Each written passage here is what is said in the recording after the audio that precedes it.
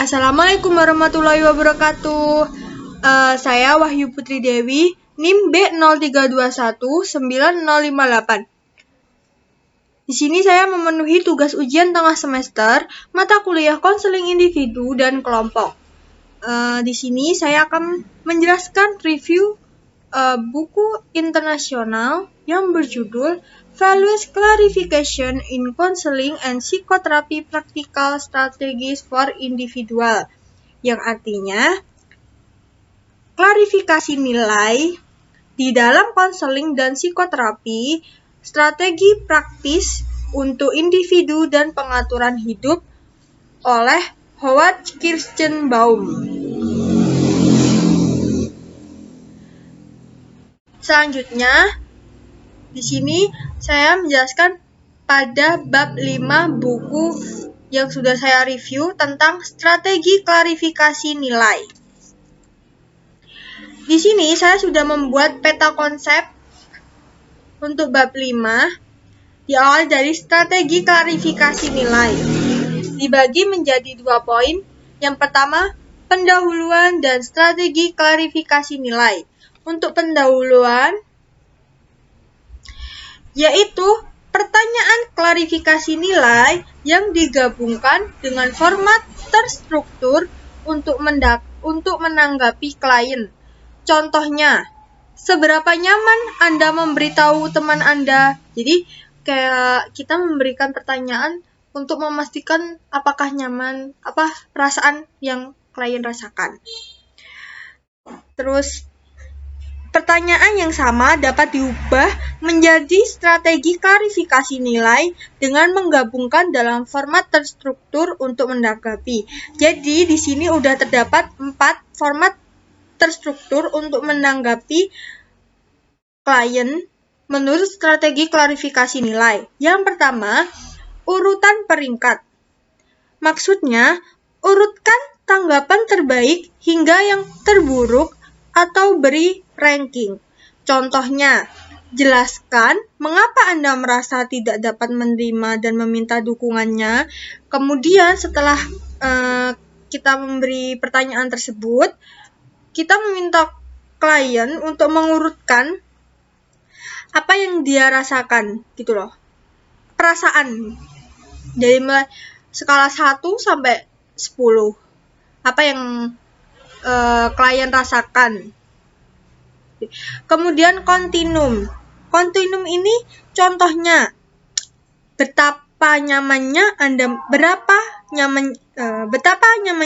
memberitahu teman Anda. Jadi di sini konselor memberi pertanyaan memastikan lagi konseli apakah konseli merasa nyaman untuk memberitahu menceritakan tentang permasalahannya seperti itu. Kemudian yang poin ketiga yaitu inventarisasi. Maksudnya, konselor meminta konseli untuk membuat daftar dari semua kemungkinan tanggapan yang diberikan oleh teman klien, kemudian beri peringkat pesan dari yang paling memungkinkan hingga yang tidak layak. Nah, sama seperti yang di urutan peringkat, di inventarisasi ini juga konselor meminta konseli untuk memberi daftar itu. Semua kemungkinan yang kayak tanggapan dari tanggapan setelah konseli menceritakan permasalahannya, kemudian diberi penilaian dari yang paling layak hingga yang tidak layak. Seperti itu. Kemudian kalimat STEM.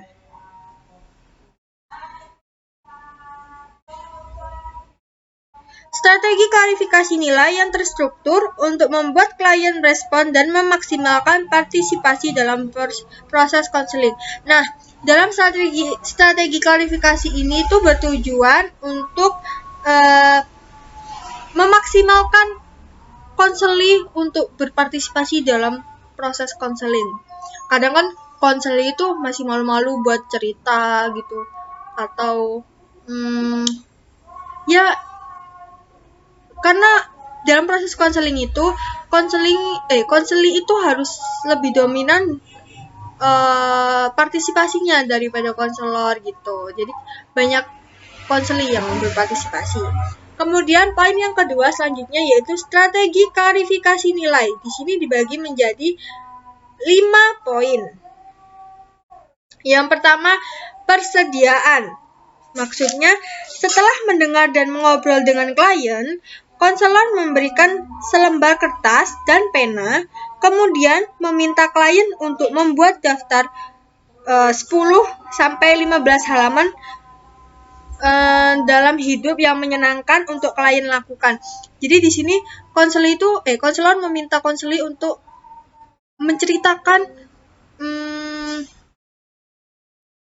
sesuatu yang bahagia dalam hidupnya atau sesuatu yang klien senang untuk melakukannya di kertas. Kemudian yang kedua, peringkat atau prioritas. Maksudnya yaitu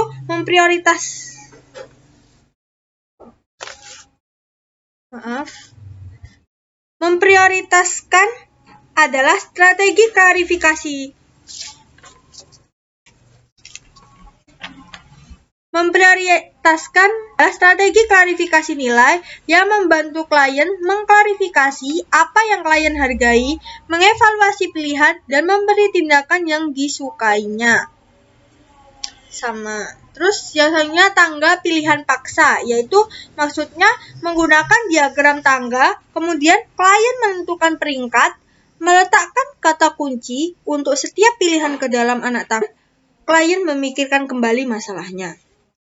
Selanjutnya kontinum, yaitu menunjukkan bahwa banyak masalah dan dilema dalam hidup dan membantu klien mengenali alternatif pilihan yang lebih baik. Jadi di sini konselor membantu klien untuk mengenali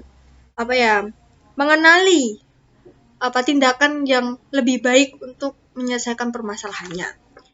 Selanjutnya yaitu pilihan baik atau paksa. Dalam hal ini yaitu merupakan strategi bertanya kepada mereka untuk mempertimbangkan masalahnya konselor. Yang dimaksud adalah singkatnya yaitu mengidentifikasi masalah dari konseli. Strategi klarifikasi nilai yang terstruktur untuk membuat klien merespon dan memaksimalkan partisipasi dalam proses konseling. Baiklah, cukup sekian penjelasan dari saya. Semoga bermanfaat. Wassalamualaikum warahmatullahi wabarakatuh.